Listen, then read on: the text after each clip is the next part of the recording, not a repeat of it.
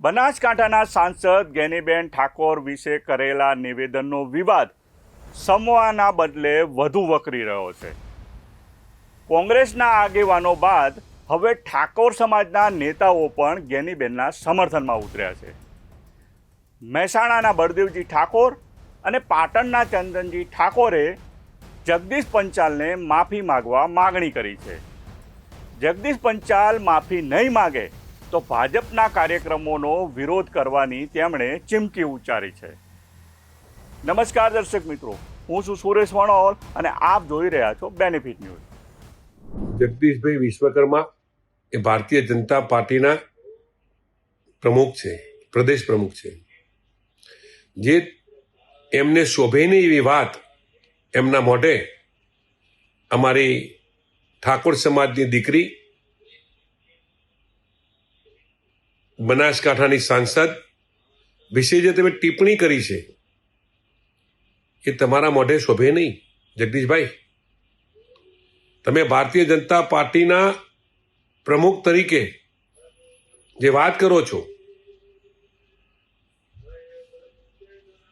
તમે બાળ બુદ્ધિ જેવી બાળકની બુદ્ધિ હોય એ બાળ બુદ્ધિ પ્રમાણે તમે વાત કરતા હોય એવું પ્રથમ દ્રષ્ટિએ અમને લાગે છે। જિગ્નેશભાઈ હોય, બળદેવજી હોય કે ગેનીબેન હોય, આ તમામ વિશે તમે બોલો છો, ખરેખર ગેનીબેનનું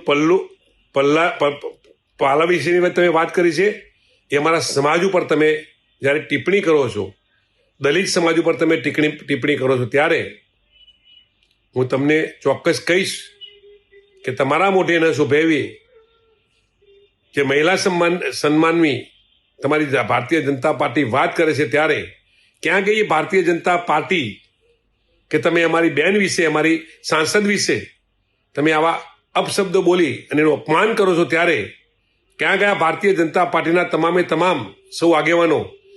કેમ તમને કોઈ કશું કહેનાર નથી? આ ગુજરાતની અંદર મહિલાઓનું શું તમે સન્માન કરવા માંગતા નથી? એક બાજુ મહિલાઓનો સન્માનની વાત કરો છો અને બીજી બાજુ તમે મહિલાઓનું અપમાન કરો છો। અમારી બહેનનું તમે અપમાન કર્યું છે, દલિત સમાજનું અપમાન કર્યું છે। તમે આવું બોલીને ગુજરાતની પ્રજાને શું સમાચાર આપવા માંગો છો, શું સંદેશ આપવા માંગો છો જગદીશભાઈ?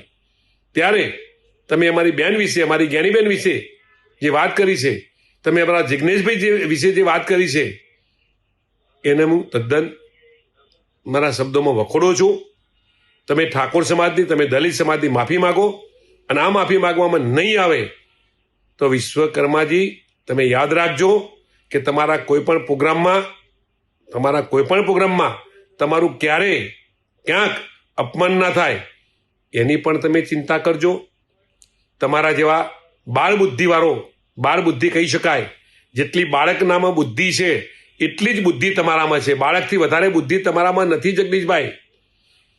બાળક પણ આવી ભૂલ ન કરે, બાળક પણ સ્ત્રીઓનું સન્માન કરે, એવી તમારી જે ભાષા છે એ ભાષાને સુધારવાની જરૂર છે। જગદીશભાઈ વિશ્વકર્મા, ભારતીય જનતા પાર્ટીના તમે પ્રમુખ છો। ભારતીય જનતા પાર્ટીને વિનંતી કરું છું કે આવા પ્રમુખો, તમે આવા બાળ બુદ્ધિના પ્રમુખોને બનાવી તમે ગુજરાતની મહિલાઓ, કોઈ પણ સમાજની મહિલાઓનું અપમાન ન કરાવો, કોઈ પણ સમાજનું અપમાન ન કરાવો એવી વિનંતી આ તબક્કે કરું છું। જગદીશભાઈ વિશ્વકર્મા, આપ ઠાકોર સમાજની માફી માગો, આપ દલિત સમાજની માફી માગો અને માફી માગવામાં નહીં આવે તો આવનાર પ્રોગ્રામોમાં અમારે કઈ રીતે તમારી પાસે ન્યાયની માગણી કરવી એ અમે બધા ભેગા મળી અને વિચારીશું। ભારત માતા કી જય। જે પ્રમાણે ગુજરાતમાં ભારતીય જનતા પાર્ટીનું શાસન જ્યારથી સ્થાપિત થયું છે ત્યારથી અનેક જગ્યાએ વાણી વિલાપ થઈ રહ્યો છે। અમારા ઠાકોર સમાજનું ગૌરવ, ઠાકોર સમાજની દીકરી ગેનીબેન ઠાકોર, એમના પાલવના શેડાની જો વાત કરવામાં આવે તો કેટલી નિંદનીય વાત છે। પોલિટિકલ રાજનીતિ, હાર જીત બધું હોઈ શકે સાહેબ, પણ કોઈ બેન દીકરી ઉપર આ પ્રકારનું અસભ્યતા વર્તનનું ભાષણ કરવું એ કેટલા અર્થે યોગ્ય છે? મારી ઠાકોર સમાજને અને સર્વ સમાજના લોકોને, તમામ મતદારોને આગેવાનોને મારી વિનંતી છે કે હવે આ ભારતીય જનતા પાર્ટીનું શાસન બહુ થઈ ગયું. આવા વાણી વિલાપ, દાગ ધમકી જે પ્રકારે રાજનીતિ કરી રહી છે તે એ રાજનીતિ બરાબર યોગ્યતા વાળી રાજનીતિ નથી. રાજનીતિમાં હંમેશા ન્યાય હોય, રાજનીતિમાં હંમેશા એકબીજાને પ્રશ્નો ઉત્તરી હોય, આ હોઈ શકે એવું નહીં. પણ આવી હદની રાજનીતિ કરવાથી ક્યાંક ને ક્યાંક સામાજિક ધ્રુવીકરણ પણ થાય છે, ક્યાંક સમાજમાં મોટું નુકસાન પણ થાય છે, ક્યાંક એકબીજી પાર્ટીની અંદર ઈગો હર્ટ ઉપર પણ આવી અને ખોટા વર વિગ્રહ ઉભું થવાનું કારણો ઘણી વખત ઉભા થતા હોય છે.